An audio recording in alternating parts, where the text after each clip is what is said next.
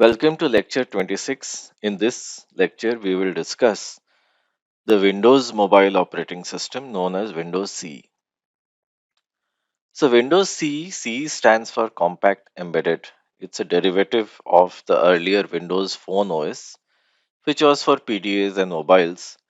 So, Windows still does have the embedded system. So, of course, different versions of this have matured over time. And given the fact that a lot of this is proprietary, we don't know what percentage of, for example, the operating system that runs on Microsoft Surface derives its code from Windows CE. At least I don't. But Windows still has a reasonably active embedded community. So they have recently launched the Thread X Windows Azure extension, which is again a real time operating system. Again, how far is that related to the Windows CE code? Well, I personally don't know. But again, you would have reasons to believe that anything that a company produces is always an extension of what it had earlier. Of course, some new features get added and some things get removed. So Windows CE 6, which used to be the latest version, had 32-bit, had a full 32-bit operating system. So that would support 4 gigabytes of virtual memory, same divided into kernel and user mode.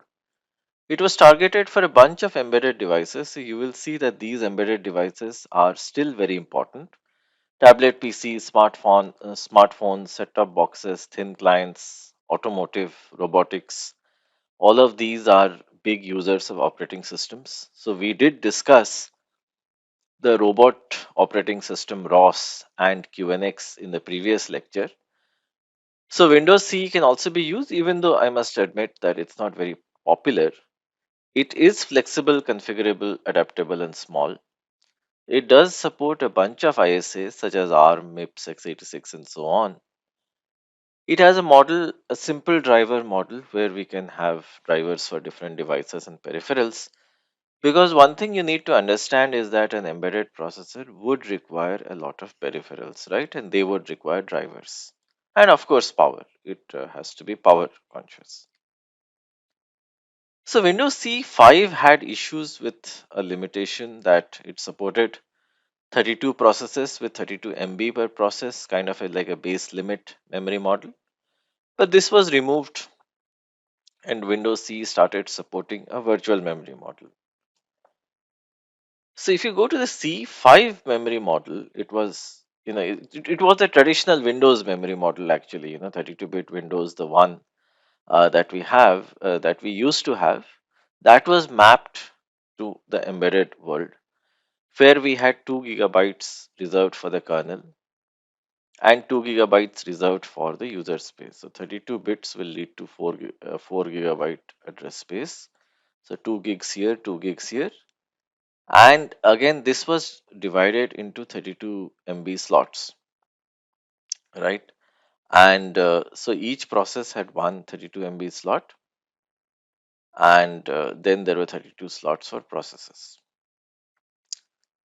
So then the shared memory, well, the upper half of user space used to be shared memory. That was read and written by all processes, and then the lower half was the private memory. So the Windows C memory model, as you can see, what you used to have is 2 gigabytes for the kernel, 2 gigabytes for all the user processes. But again, the user processes didn't take up all of this 2 gigabytes because 32 into 32 MB is actually 1 GB, right? So you can say that the user processes actually took up 1 GB and the remaining 1 GB was shared between all the processes, right? Assuming that there would be a lot of either common data, common code, or a lot of IPC via shared memory. And then, of course, we had these slots. So slot 0 was special. It, in a sense, it was an execution slot and a place for shared DLLs. And then, of course, there were these user processes. So slot 0 and 1. So I'm sorry, slot 0 and 1, as you can see at the bottom, were special. So they were for either the, the currently some sort of a special process which is currently executing, and also for DLLs in the ROM. And the remaining 32 slots, some of them were already reserved for the system, such as the devices, the device driver, file system, system services, and so on. And the remaining slots were free where you could schedule your own processes. So, this is a standard playbook in the sense that many operating systems, which are not completely embedded or real time, as we saw in the previous lecture, but still want to provide some sort of a generic facility to all user programs, would have an organization like this where they would not go for pure virtual memory but instead allocate a contiguous region and ask the programs to stay within that region. So Windows 6, on the other hand, did change things substantially, right? Instead of this simplistic organization, they went for 2 gigabytes of virtual memory per process and, of course, 32,000 processes. So if you think of it as a nearest power of 2, which it most likely was, it would be 32,768, which is 2 raised to power 15 processes, and 2 gigabyte would basically be 2 raised to power 31 bytes. So this was basically for a 64-bit operating system, as you can see. The kernel was unified in the sense that instead of this microkernel based design that we have seen for Windows, where we have a kernel, then you have an executive, and then we have user processes running in user land, right? You also have system services which run in user land. This was not the case. Many of the critical OS components were moved into the kernel space. So this did improve system performance, increase security, and also ensure that there is good backward compatibility because many user programs had to just rely on a very simple and simplistic system call interface to liaise with the kernel. And this additional complexity of something in user mode, something in kernel mode was not there. So this increased compatibility as well. So the Windows C6 memory map, as you can see, was different, right? So you still had 2 gigabytes of kernel space, as you can see over here. So that had everything. So as you can see, everything moved into the kernel now, the drivers, file system, kernel, and so on. And there was 2 gigabytes per process. So this included, of course, the process code, right? And also the memory mapped files and all the DLLs and all the shared resources that any process is expected to use. So with 32K processes, actually, Windows CE6 was big. So it was not necessarily very real time in the sense that we have been talking about, but nonetheless, this was very popular at one point of time for many embedded operating systems. So one, funny thing with Microsoft embedded systems is that they have always, waxed and waned with time. Sometimes they are quite popular, sometimes they are not. So the most recent addition that we are seeing in the Microsoft portfolio is actually the Surface tablet PC. But again, as I said, the operating system version that it runs, how close is it to Windows CE 6.0? At least I personally don't know. So coming to the user space, so if you see the 2 gigabytes was further partitioned like this, the process space was 1 gigabytes, right, out of that.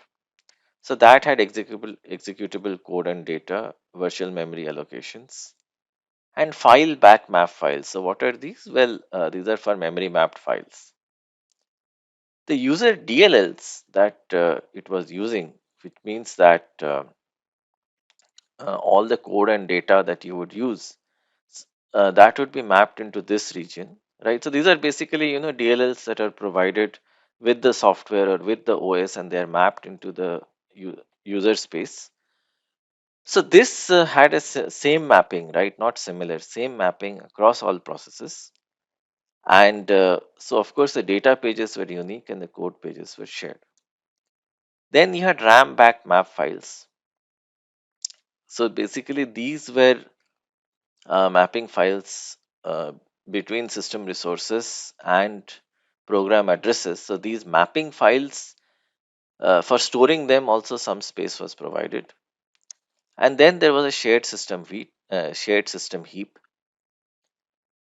So basically, this was a memory region used to communicate with the kernel, right? So OS components could read and write here, but the user process could only read. So you can think of this as some sort of a secure pipe which was made with respect to the kernel. So the kernel had access to this region in the sense that it could read and write at will, and it could communicate with a process, but it was a one-way communication. In the sense, the user process could only read but not write. So the kernel spaces mapping was different. So the 2 gigabytes given to the kernel had a region, the first 512 MB, the first quarter, had both kernel code and data, which was cached in the sense that this part, the directive that went to the CPU is that store it in your caches. The other part was cached or not cached, I mean, not necessarily cached. Okay. So it was uncached access to physical memory. Then again, there was space for DLLs, there was space for object store. So basically, if there is a file system, so Windows treats every file as an object, right? So Windows treats everything as an object, a file as an object, a device as an object, everything as an object. So the object store was stored over here. Then the kernel's virtual memory space, which is shared by all the servers and drivers and everything, was stored here. And a CPU specific virtual memory, this is a trap area where they used to store interrupt handlers, exception handlers, and so on. So at the very top. So this was a fixed mapping for the entire kernel memory space. So the most interesting part is that this is not something that traditional Windows does, but this is something that Windows Embedded has done, which is moving the drivers, the file system core, the graphical window interface, etc., everything into the kernel. So if you see, these things are still in the kernel, but they are, given that we have a microkernel based design with a microkernel and executive and things running on the side, there is still an isolation, right? There is still a compartmentalization in a regular OS, but all of these were all bundled into the same DLL called core DLL, right? Which greatly reduced the overhead of system calls, and also between the base services of the OS, right? It increased the level of code sharing. So we have seen a similar design pattern with ECOS and others, where pretty much you bundle everything into the kernel, right? So this reduces the overheads that are associated with the different components. And furthermore, given that embedded operating systems are specialized or tailored for a given system, you're not looking for a lot of flexibility. Even though flexibility doesn't hurt, but this is something that you're not explicitly looking for. That is why you can make a choice like this. So the Windows layout, Windows 6, WinC6 layout looks like this, that you have your hardware, then everything is all bundled into the kernel. So you have a core kernel, of course, you have your bootloaders and so on. Then there is the file system network, the device drivers, and again the core of the services, right, which are presenting itself as a DLL. And then a bunch of applications, right? So the applications run over here with some shell, with the shell here and the services over here. So some services are still run in user mode, but that is minimized. And then again, there are a bunch of DLLs that the applications as well as the services use to communicate with the kernel. So you have core DLLs, you have communication DLLs, you have graphics DLLs, and so on. Right? WinSock is a socket DLL. So you still have that organization, but it's just that we technically don't have a microkernel based design. So what happens in WinC5 and WinC6 is that in WinC the services, well, lot more services, run in user space. So the moment an application goes to the kernel invokes a user space service and then it again comes back. In the case of Windows C6, where everything is there within the kernel, including most services, everything happens within the kernel and then you come back. So this reduces the overhead substantially at the cost of flexibility, of course. So drivers, there are two kinds of drivers. You have kernel mode drivers, which are for performance. But again, user mode drivers are provided. So they provide a degree of flexibility and robustness. Why? Well, robustness because let's say that a driver fails, in the sense the driver crashes. See, the driver crashes within the kernel, there is a risk of the entire kernel going down with it. So kernel drivers, so these drivers are loaded into the kernel space by device.dll and they remain over there. They have full access to the kernel's data structures and memory, which poses a security risk. And also, if the drivers fail, as I just said, they bring down the entire kernel along with it. On the other hand, we have user mode drivers loaded by udevices.exe. They don't have access to kernel structures or memory, so in a sense, they are secure. And furthermore, they are for devices which don't need a lot of high performance, like USB and so on, which are much slower devices, right? So, for example, your keyboard driver, mouse driver, and so on. So, this provides you robustness in the sense if something goes down, the effects of the failure are much more contained.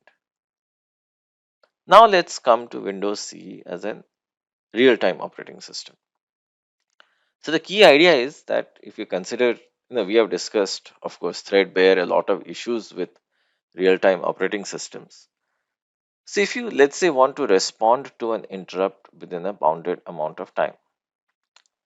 So, analysis by the OMAC user group shows that 95% of real time applications will require a zero point 0.5 millisecond, which is 500 microsecond to 10 millisecond response time. Right? They will tolerate about 10% variation, 10% jitter, which is 50 microseconds to 1 millisecond of jitter. An interrupt arrives every zero point 0.5 milliseconds to 10 milliseconds, and that is also the maximum amount of time um, in which you need to complete processing the interrupt, in the sense that every interrupt has to be processed before the next interrupt comes. And again, the interrupts may not come periodically, even if they are periodic interrupts or they are advertised to be so. There could be 10% of variation. As you can see over here in this window, there could be 50 microsecond to 1 millisecond of jitter. So let us now look at the Windows C test results. So response time was tested using the following configuration: a Samsung development board with a 200 megahertz ARM processor, a Windows C5 operating system loaded on top of it, with a fully functional user interface running a video, a WMV format video.